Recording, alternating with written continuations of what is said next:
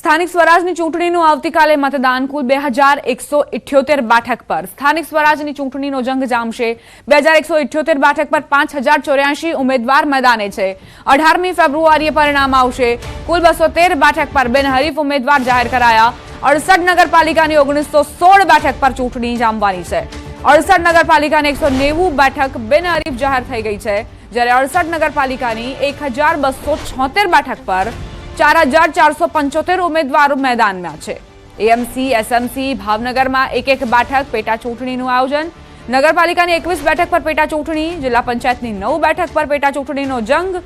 ગાંધીનગર કઠલાલ કપડવંજમાં પણ તાલુકા પંચાયતની ચૂંટણીનો જંગ જામવાનો છે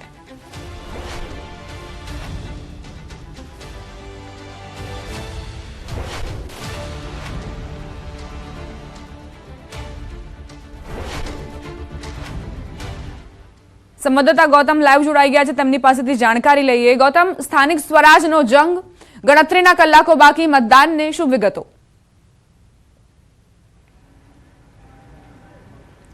ચોક્કસથી સ્થાનિક સ્વરાજ્યની જે ચૂંટણી જે છે તે યોજાવાની છે અને તે અંતર્ગત વાત કરવામાં આવે તો 68 નગરપાલિકાનો સમાવેશ થઈ રહ્યો છે તદુપરાંત અનેક જે પેટા ચૂંટણી જે છે એટલે કે 3 જિલ્લા પંચાયતની અંદર પેટા ચૂંટણી યોજાવાની છે સાથે સાથે જે તાલુકા પંચાયતો જે છે તેની પેટા ચૂંટણી પણ યોજાવાની છે અને તેની સાથે તાલુકા પંચાયત એટલે કે 3 તાલુકા પંચાયત જે છે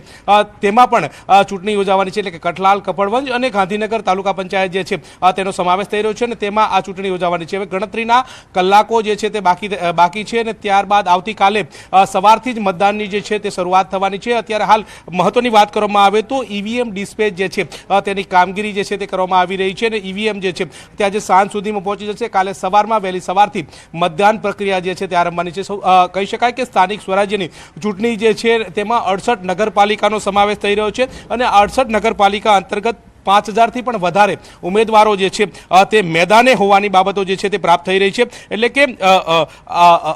5000 જેટલા જે ઉમેદવારો જે છે તે અત્યારે હાલ મેદાને છે તેમાં કોંગ્રેસ ભાજપ અને આમ આદમી પાર્ટીના ઉમેદવારો પણ સમાવેશ થઈ રહ્યો છે જૂનાગઢ મહાનગરપાલિકાની વાત કરવામાં આવે તો તેમાં 15 વોર્ડની જે 60 બેઠકો પરની જે ચૂંટણી જે છે તે યોજાવાની છે એ જ રીતે 237 જેટલા ઉમેદવારો જે છે તે જૂનાગઢ મહાનગરપાલિકાની ચૂંટણી લડવા માટે છે તે મેદાને છે એ જ રીતે નગરપાલિકાની ચૂંટણીઓની વાત કરવામાં આવે તો 1844 જેટલી જે બેઠકો જે છે તેમાં 5000 જેટલા જે ઉમેદવારો છે અંદાજે તે ઉમેદવારો મેદાને છે તે જ રીતે 21 નગરપાલિકાઓમાં પેટા ચૂંટણી પણ યોજાવાની છે મહત્વની વાત સાથે સાથે એ છે કે 215 જેટલા જે ઉમેદવારો જે છે તે બિનહરીફ થઈ ચૂક્યા છે અને આવતીકાલે મતદાન થશે 18 તારીખે પરિણામ આવશે અને 18 તારીખે પરિણામ આવ્યા બાદ ખબર પડશે કે કોનું પલ્લું ભારે છે પરંતુ અત્યારે હાલ કહી શકાય કે જે પ્રકારે જે શરૂઆત થઈ છે તેમાં ભારતીય જનતા પાર્ટીને સમર્થન મળતું હોય એટલે કે બિનહરીફ ચૂંટણી જે છે તેમાં જીત થઈ હોય તે પ્રકારની બાબતો સામે આવી રહી છે પરંતુ આવતીકાલે જ ખ્યાલ આવશે કે કોનું ભાવિ જે છે તે મેદાન મારે છે આવતીકાલે મતદાન થશે અને મતદાનમાં જ ખ્યાલ આવશે પરંતુ અત્યારે હાલ તો મતદાન પૂર્વેની જે તમામ તૈયારીઓ જે છે તે તમામ તાલુકા મથકે હોય કે નગરપાલિકા મથકે હોય અત્યારે જોવા મળી રહી છે જી આભાર ગૌતમ તમામ જાણકારી આપવા માટે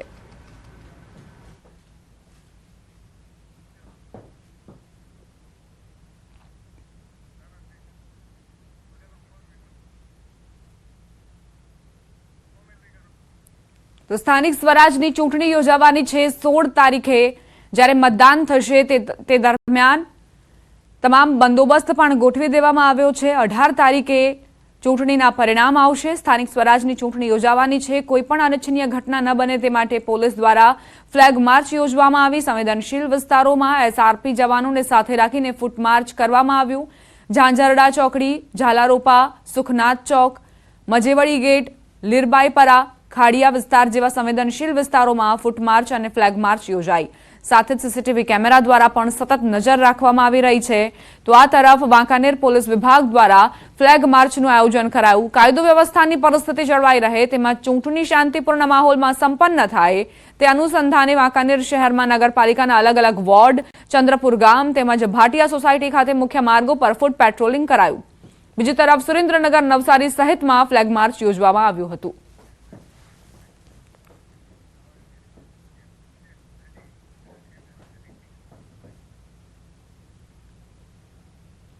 ધોરાજીમાં પક્ષ વિરોધી પ્રવૃત્તિ કરવા બદલ ભાજપે 3 કાર્યકર્તાઓને સસ્પેન્ડ કર્યા છે. ભાજપ પાર્ટીના પ્રાથમિક સભ્ય અને હોદ્દેદારો હોવા છતાં ધોરાજી નગરપાલિકા ચૂંટણીમાં સોનલબેન બાલધાએ કોંગ્રેસમાંથી ઉમેદવારી કરી હતી. પરેશ પંડ્યાએ અપક્ષમાંથી ઉમેદવારી નોંધાવી હતી અને જયેશ વઘાસિયાએ પક્ષ વિરોધી કાર્યકર્તા. આ 3 કાર્યકર્તાઓને રાજકોટ જિલ્લા ભાજપ પ્રમુખ અલ્પેશ ઢોલરિયાએ સસ્પેન્ડ કર્યા છે.